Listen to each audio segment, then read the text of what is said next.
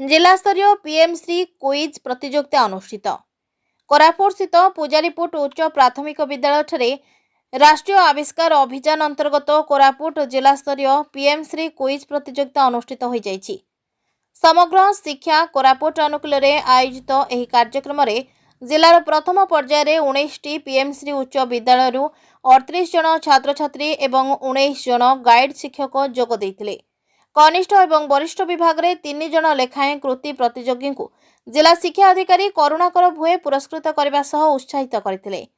शिक्षा विज्ञान संयोजक चंद्रकला बगर्ती यह कार्यक्रम को परिचालना करथिबा बेले विचारक भावे हरेकृष्ण महाराणा, सुधीर दास, भगवान दास एवं आदित्य पाढ़ी दायित्व तुलाइथिले।